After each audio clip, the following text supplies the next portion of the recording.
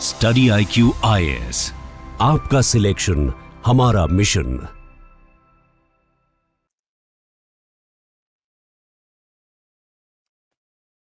Diplomacy यानी कि कूटनीति ज्योग्राफी की बदौलत चलती है दोस्तों, और ज्योग्राफी ही वो कलम है जिससे हमारा और आपका कलेक्टिव फ्यूचर लिखा जाता है। हाल ही में बांग्लादेश ने United Nations water convention join करके साउथ एशिया के पानी के पॉलिटिक्स में एक नए चैप्टर की शुरुआत कर दी है। सदियों से हम देखते आ रहे थे कि नदियों का फ्लो नेचर डिसाइड करता रहा था, पर आज के दौर में नदियों का फ्लो लॉ, डिप्लोमेसी और पावर इक्वेशंस डिटरमिन करते हैं। और यह सीधा सीधा इंडिया के लिए एक टेस्ट है। क्या भारत अपना ज्योग्राफिकल एडवांटेज को कैपिटलाइज करेगा या यह इसकी वल्नरेबिलिटी बनेगी? क्योंकि आप तो जानते होंगे कि इस इंडियन सबकॉन्टिनेंट और साउथ एशिया में पानी का मतलब सिर्फ जिंदगी नहीं होता दोस्तों, पानी का मतलब होता है पॉलिटिक्स।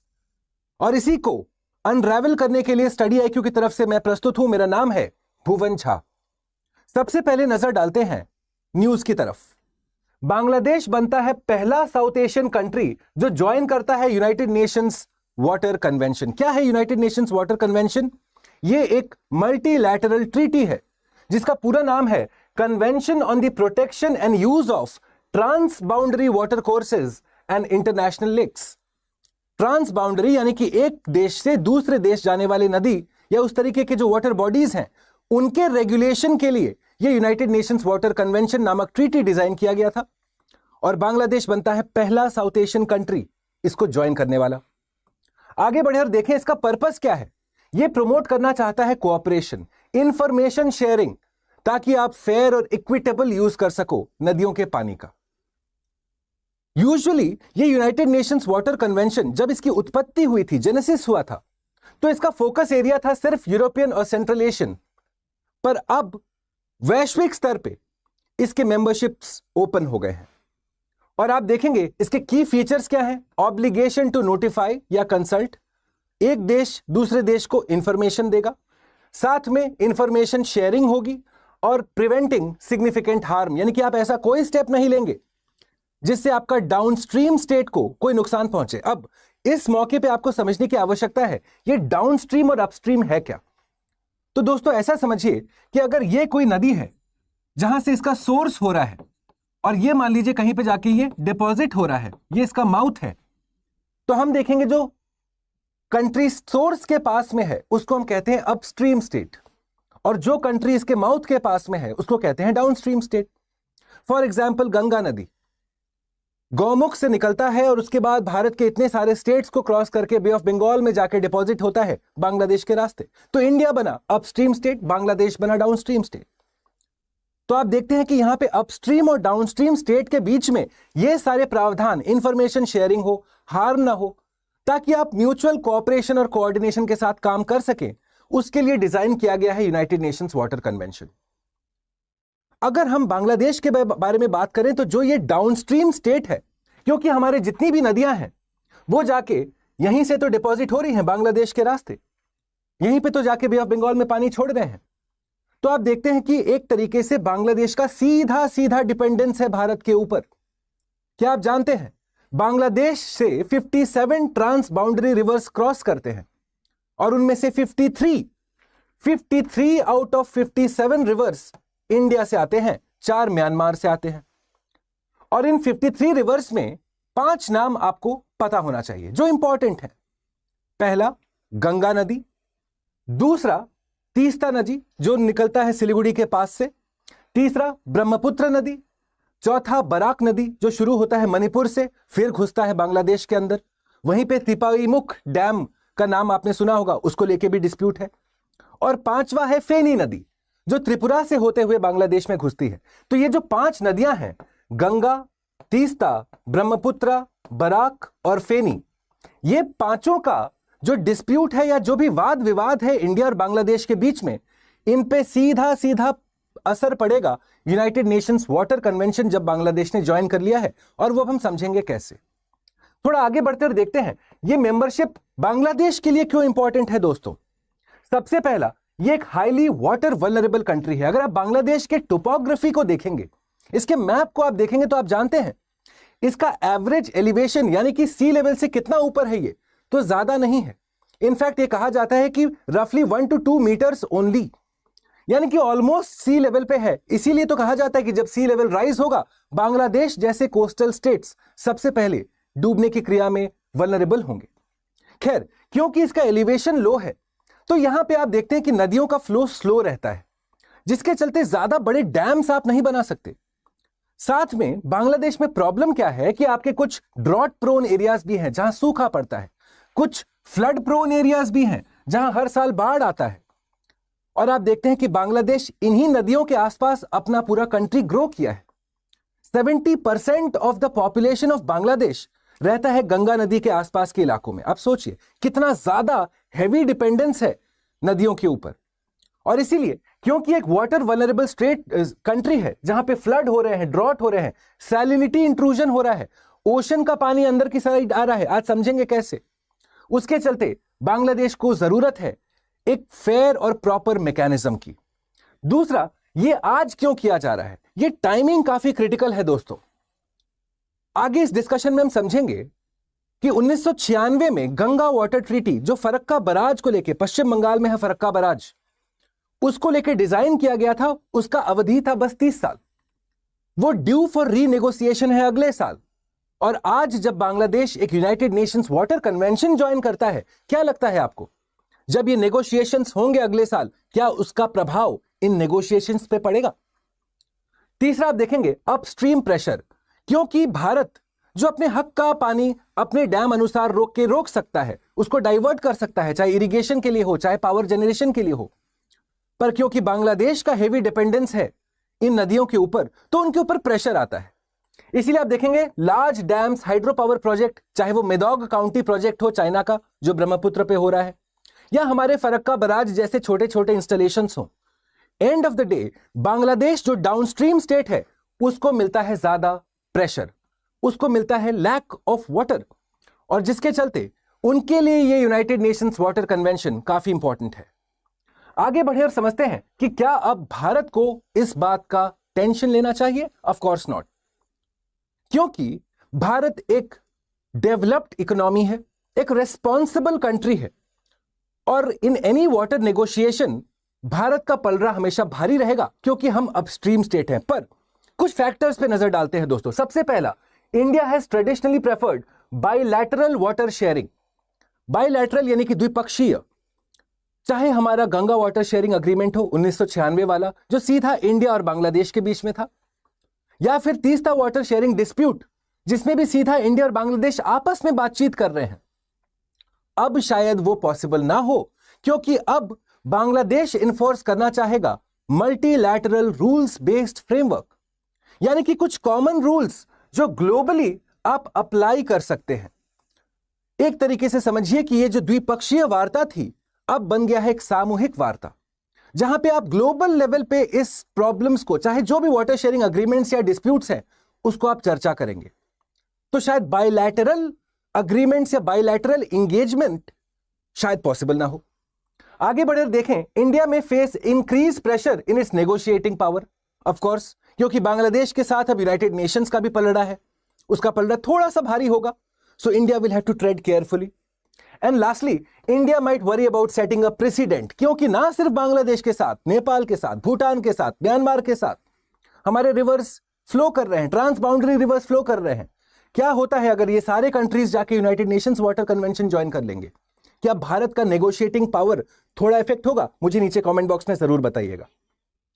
तो जब आपने बैकग्राउंड समझ लिया कि यूनाइटेड नेशंस वाटर कन्वेंशन आखिरकार इतना इंपॉर्टेंट क्यों है, तो जो मैंने 5 रिवर्स आपको बताए थे, गंगा, ब्रह्मपुत्र, तीस्ता, बराक और फेनी, उनमें से सबसे प्रमुख है 2 रिवर वाटर शेयरिंग अग्रीमेंट्स या डिस्प्यूट्स।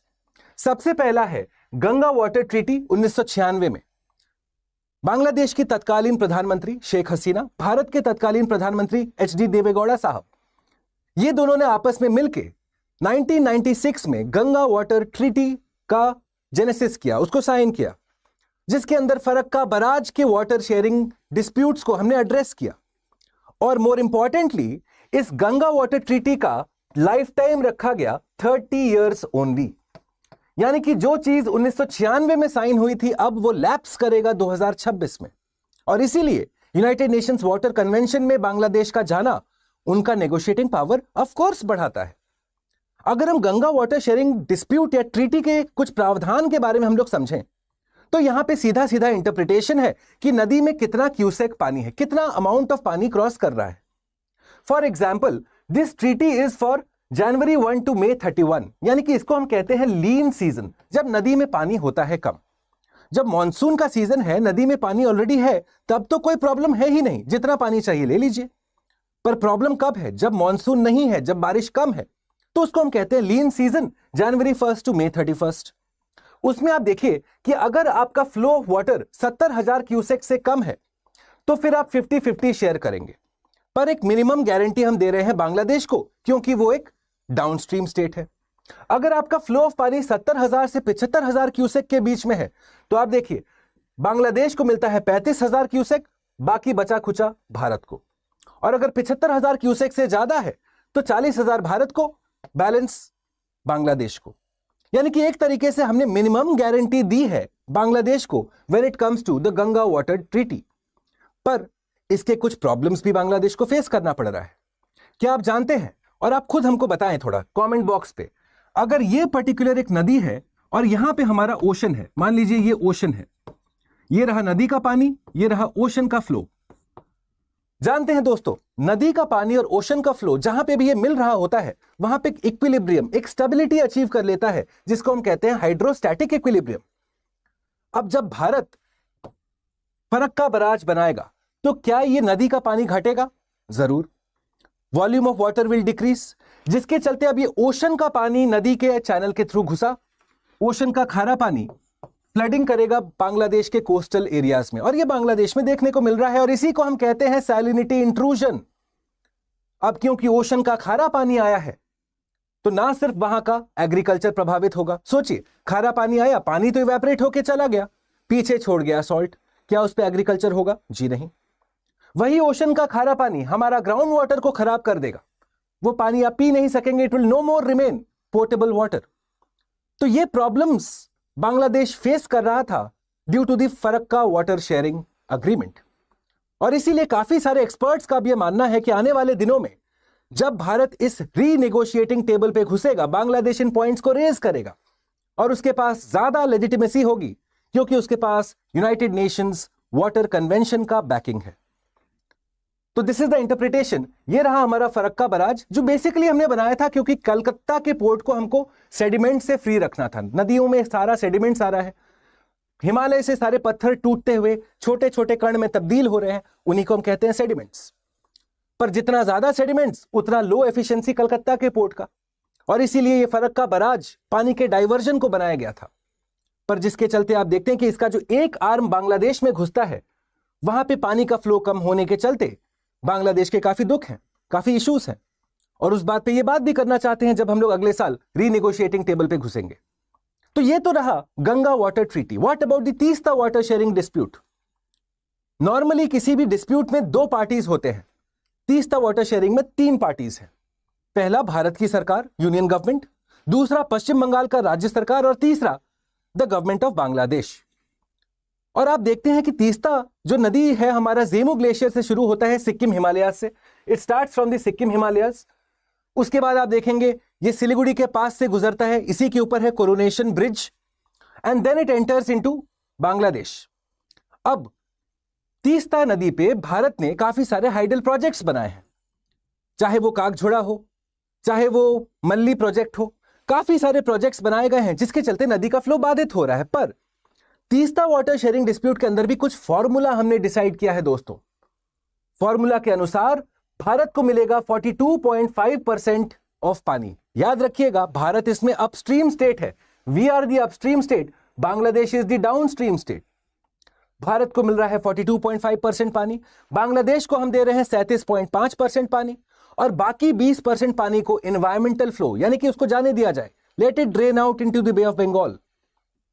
और आप जानते हैं काफी सारे इंडिपेंडेंट रिपोर्ट्स के अनुसार तीस्ता वाटर शेयरिंग में भारत को एटलीस्ट 55% पानी मिलना चाहिए, यानी कि पश्चिम बंगाल को 55% पानी तीस्ता का मिलना चाहिए। मिला कितना? 42.5। जिसके चलते आप देखते हैं कि पश्चिम बंगाल सरकार तीस्ता वाटर शेयरिंग के अग्रीमेंट को लेके अपोज्ड है और इसीलिए ये अग्रीमेंट नहीं हो पा रहा है। पर अब आप खुद सोचिए, जब यूनाइटेड नेशंस वाटर कन्वेंशन के साथ बांग्लादेश अब इस नेगोशिएटिंग टेबल पे आएगा, क्या मामला इतना सरल होगा अब? जी नहीं।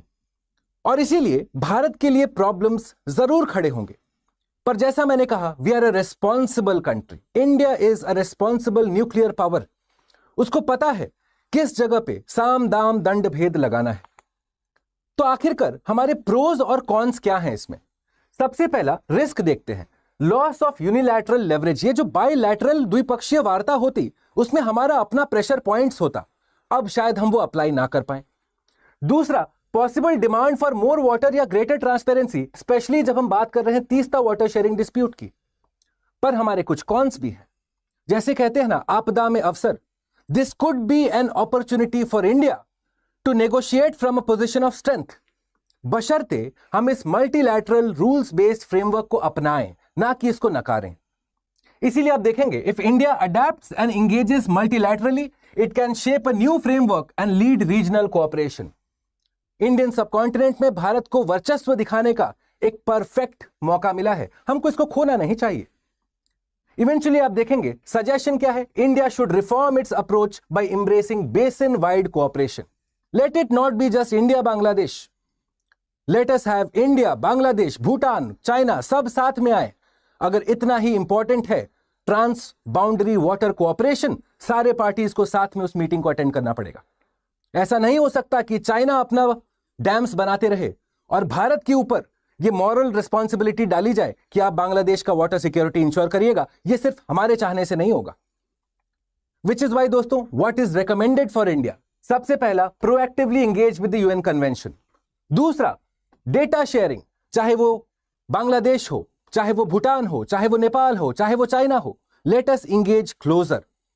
तीसरा, develop a comprehensive river basin approach और इन्वेस्ट करिए स्टोरेज में, डैम्स में, एक्विफर्स में, बराजेस में, ताकि भारत का वाटर सिक्योरिटी, जो भारत के सरकार का प्राइमरी रिस्पॉन्सिबिलिटी है, वो इंश्योर हो सके। नीचे कमेंट बॉक्स में हमको जरूर बताइएगा, क्या ये यूनाइटेड नेशंस वाटर कन्वेंशन में बांग्लादेश का जाना, इज इट अ रिस्क और is it N opportunity for India? Let me know your comments in the comment box below. Study IQ IAS, आपका सिलेक्शन हमारा मिशन।